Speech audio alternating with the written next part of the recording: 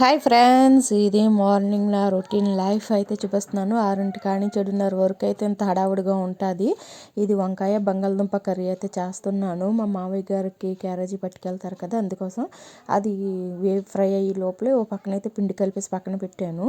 మా బాబు కోసం అయితే ఇడ్లీ అయితే చేస్తున్నాను అనమాట. వాడికి వేరుగా చేయాలి, మా మామయ్య గారికి వేరుగా చేయాలి. ఇంట్లో ఒక్కొక్కరికి ఒక విధంగా చేయవలసి వస్తుంది.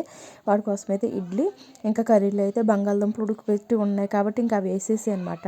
అలానే మసాలాలన్నీ వేసాను, టమాటాలు వేసి కొంచెం వాటర్ వేసి ఎగరబెట్టేసి కొత్తిమీర జల్లి పక్కన పెట్టేశాను. ఇప్పుడు వేరే గ్యాస్ పొయ్యి మీద అయితే చట్నీ చేస్తున్నాను. అంటే చట్నీ ఉండాలి కదా కంపల్సరీ ఇడ్లీలో. కానీ ఫిర్ ఇంకో పక్కన అయితే ఖాళీ చాయ్ అయితే పెట్టేశానంటే బ్లాక్ టీ. మా ఇంట్లో అయితే ఎర్లీ మార్నింగ్ అయితే బ్లాక్ టీనే తాగుతారు. ఇందులో అయితే పల్లీలు కొబ్బరికాయ చట్నీ అయితే చేస్తున్నాను అనమాట. చట్నీ రెడీ, ఇడ్లీ కూడా రెడీ అయిపోయింది. ఇప్పుడు టీ అయితే పెట్టేశాను కదా, అది వడకెట్టేసి మా వాళ్ళకి ఇచ్చేసాను. ఇప్పుడు రోటీస్ అయితే చేస్తున్నాను అనమాట. ఇలా ఉంటుందండి. అంటే 6కి లేసిన ఇంకా 6:15 ఫ్రెష్ అయ్యి తర్వాత నుంచి అయితే ఇలా హడావుడిగా అయితే ఉంటుంది. మా మావయ్య గారు అలాగే మా అబ్బాయి కూడా 7:30 కల్లా వెళ్ళిపోవాలండి. అందుకని ఇంక ఈ గంటలో ఇంకెంత హడావుడిగా ఉంటుంది. అయితే మాకు నేతి రోటీ అయితే చేస్తున్నాను అనమాట.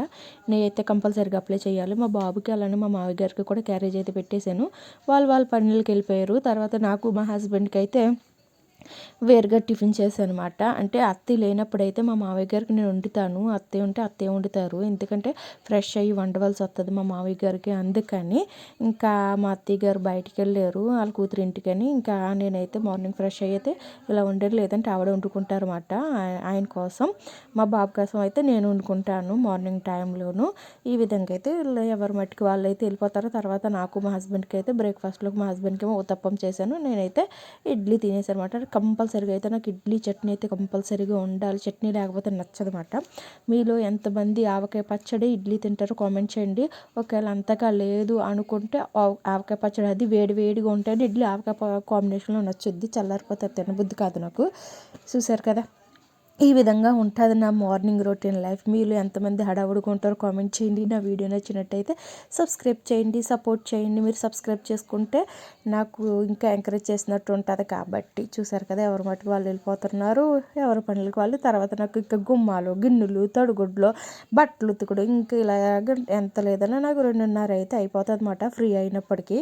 మా బాబు మా హస్బెండ్ అయితే వెళ్ళిపోయారు, ఈయన మా మావయ్య గారు అయితే వెళ్తున్నారు. Okay friends, bye. Subscribe to my channel.